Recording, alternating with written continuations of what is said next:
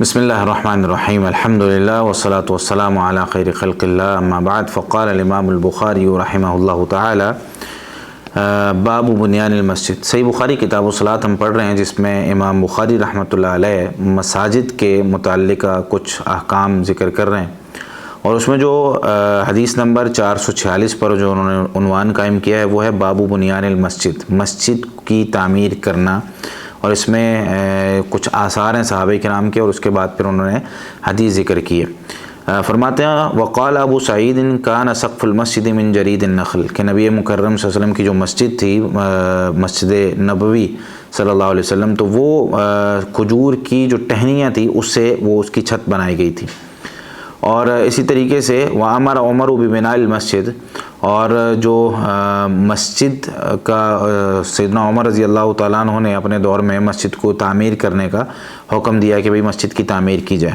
وقال، اور فرمایا اَكِنَّ النَّاسَ مِنَ الْمَطَرِ، میں لوگوں کو بارش سے بچانا چاہتا ہوں۔ اور انہوں نے یہ بھی فرمایا وَإِيَّاكَ أَن تُحَمِّرَ أَوْ تُصَفِّرَ فَتَفْتِنَ النَّاسَ، آپ نا اس کی جو دیواریں ہیں ان کو جو سرخ رنگ ہے وہ نہ کرنا، زرد رنگ ہے وہ نہ کرنا، کہ لوگ فتنے میں پڑ جائیں گے۔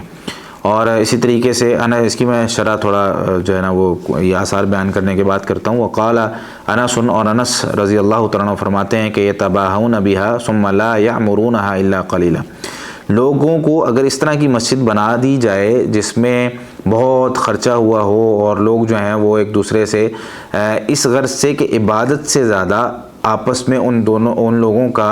وہ فخر شروع ہو جائے، ہماری والی مسجد چیک کرو، کہاں سے پتھر منگوایا، کیسا منگوایا، کیا لگوایا، کیا نہیں لگوایا، کتنی مہنگی صفیں، کتنی مہنگی، اور یہ اس طرح کے معاملات پھر شروع ہو جائیں گے۔ لا يعمرونها الا قليلا، پھر لوگ اس کو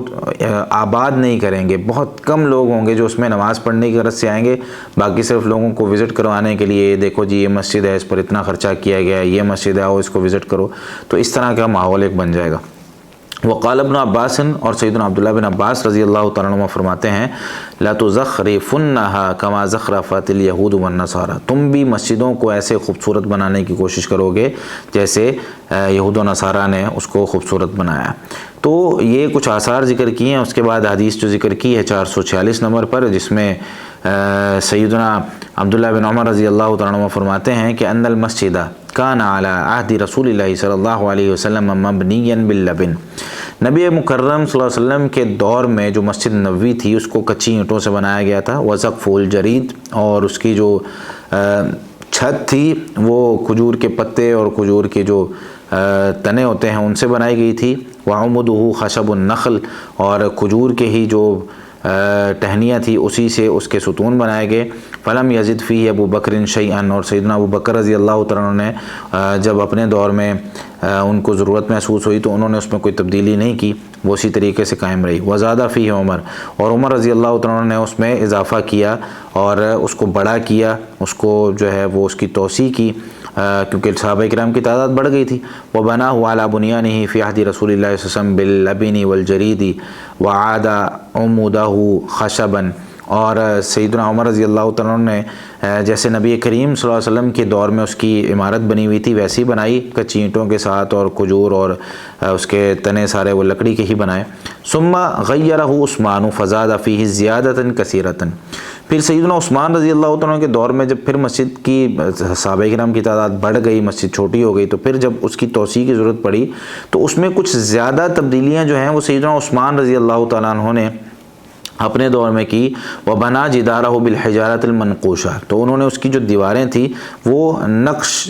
شدہ جو پتھر تھے ایسے جس پر نقش و نگار بنے ہوئے تھے، خوبصورت تھے، ان پتھروں کے ساتھ اس کی دیواریں بنائی۔ وَالْقَصَّةِ، اور انہوں نے اس کو جو ہے وہ اس کو مضبوط بھی کیا اور چونا گچ کیا اس کو۔ وَجَعَلَ عُمُودَهُ مِنْ حِجَارَةٍ مَنْقُوشَةٍ، اور اس کے جو ستون تھے وہ بھی انہوں نے جو نقش شدہ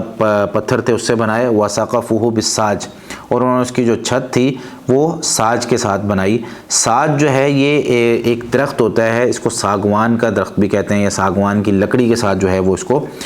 بنایا گیا۔ تو یہ حدیث ہے جس میں مسجد بنانے کے حوالے سے یا مسجد کی تعمیر کے حوالے سے امام بخاری رحمہ اللہ اشارہ کرنا چاہ رہے ہیں۔ مسجد اللہ کی عبادت کے لیے ایک مسلمانوں کے لیے بہت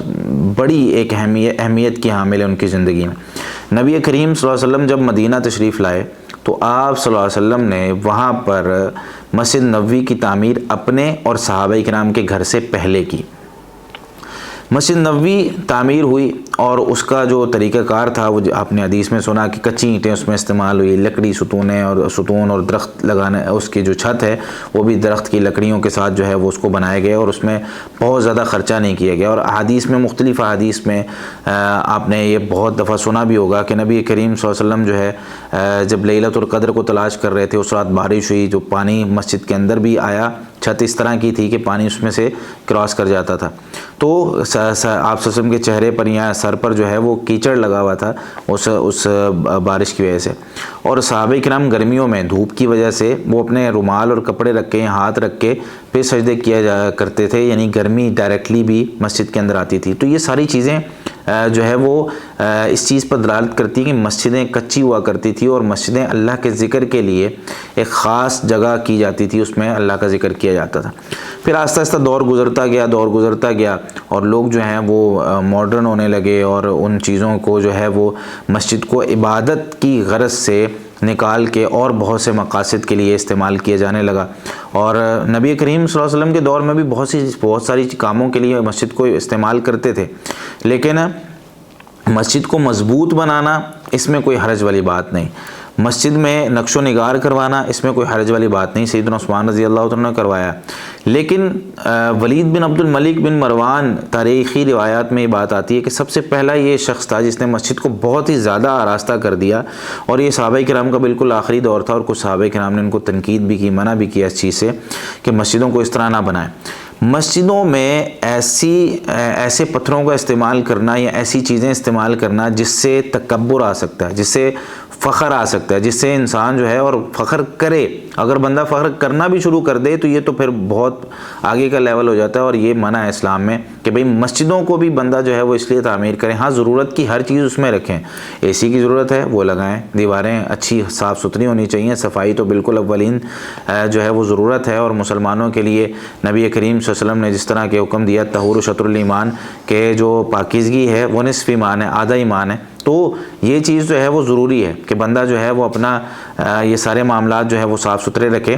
لیکن اس میں فخر اور تکبر اور اس طرح کے معاملات جو ہیں وہ آنے لگ جائیں تو اس طرح کی مسجدیں یا اس طرح کی پتھر یا اس طرح کی صفیں یا اس طرح کی چیزیں استعمال کرنا یہ درست نہیں ہے کہ جب بندہ فخر کرنے لگے۔ تو مسجدوں کی تعمیر کریں لیکن اللہ کے ذکر کے لیے، جتنی سادہ مسجد ہوگی نا اتنا ہی زیادہ اس میں خشوع اور خضوع آئے گا، اتنا ہی زیادہ اس میں اللہ کا ذکر کرنے کا مزہ آئے گا۔ اللہ رب العالمین ہمیں اور ہماری مسجدوں کو اللہ رب العالمین کے لیے جیسا اللہ کو پسند ہے ویسا بنانے کی توفیق عطا فرمائے۔ جزاکم اللہ خیرا۔